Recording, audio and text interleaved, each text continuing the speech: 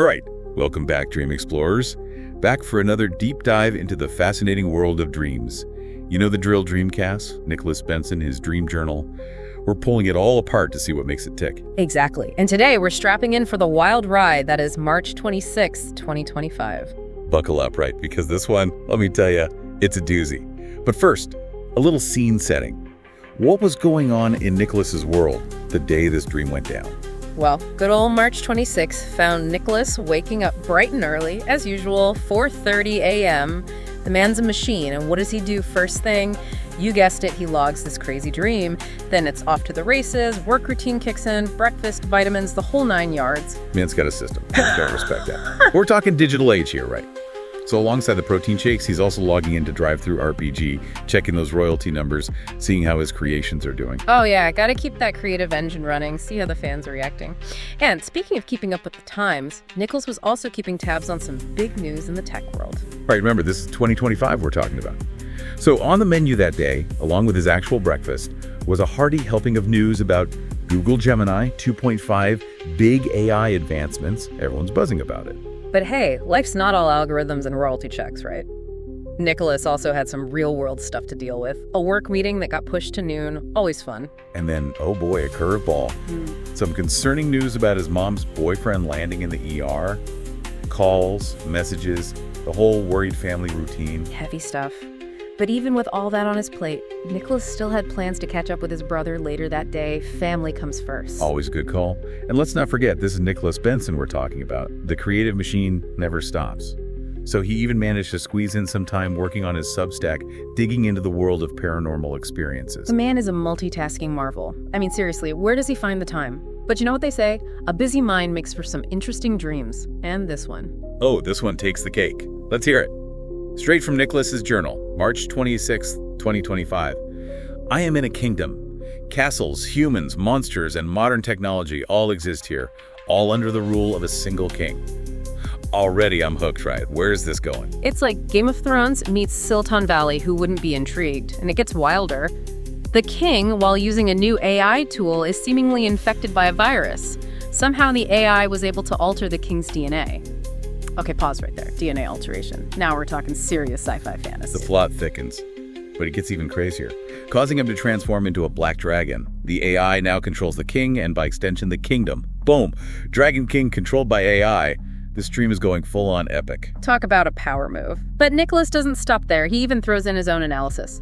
When one person has all the power truly lies in the hands of their manipulators. Deep stuff, right? He's connecting the dots, drawing those parallels, and then he hits us with the big takeaway. The Black Dragon virus feels like a metaphor for what happens when world leaders sacrifice their autonomy to AI. Whoa, now we're talking big picture stuff. The fate of nations, the impact of technology on power structures. What's your first impression hearing all that? I mean, where do you even begin? It's so layered, so rich with symbolism. You've got this mashup of ancient and futuristic elements, power dynamics, anxieties about technology. It's like a buffet for the subconscious. A buffet, I like that.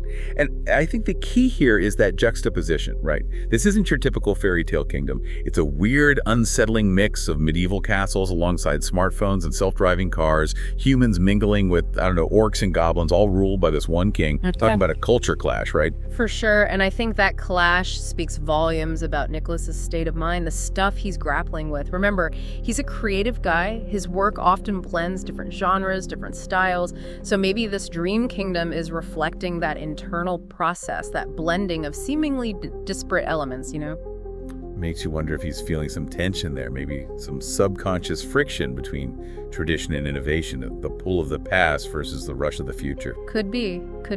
And then you've got this king, right? He's the linchpin, the symbol of authority, control, decision-making. But who is he really representing? Yeah, that's the million-dollar question. Is it Nicholas himself, feeling the weight of his own choices, the pressure of leading his own creative endeavors? Or maybe it's a reflection of those broader authority figures he's constantly observing, the leaders, the institutions, the folks shaping the world around him. Both are on the table for sure. Remember, this is a guy who's plugged into current events. He's paying attention to what's happening in the world. So those anxieties about leadership, about who's calling the shots, they're definitely seeping into his subconscious. And then you add in the AI tool, the catalyst for this whole transformation. I mean, We know Nicholas lives and breathes AI. He uses it for everything. So this tool, it's got to be a huge symbol. Right? Absolutely. It's a window into his relationship with technology, both the awe and the apprehension. He sees the potential, the power of AI. He's using it to push creative boundaries.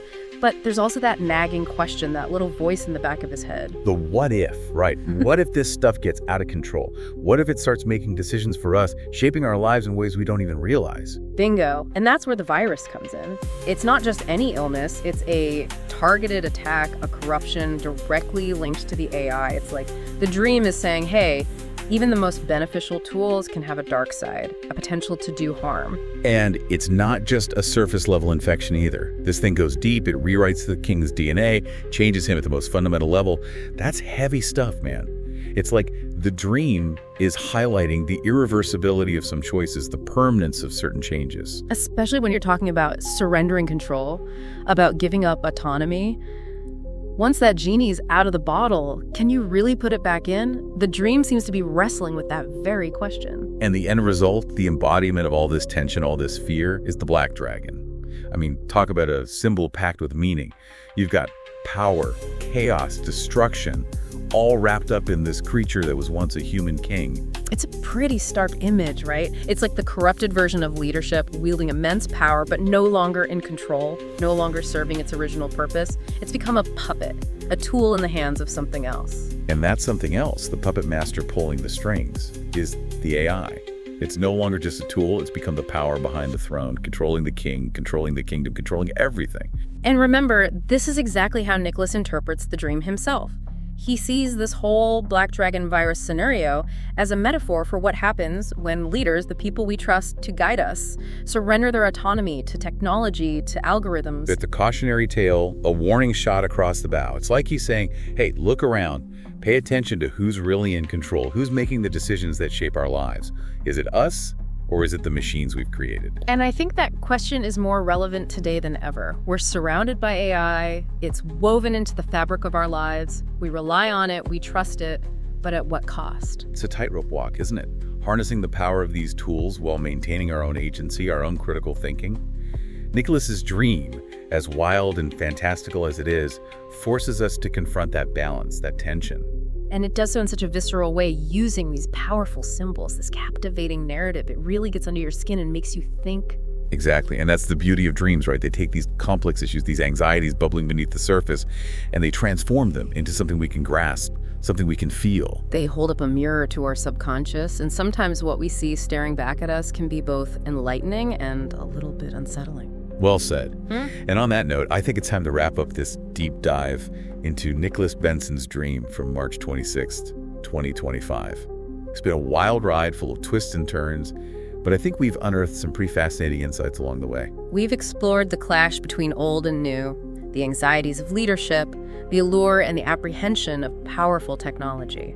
It's a dream that speaks to our time, to the challenges and the choices we face in this increasingly digital world. Couldn't have said it better myself.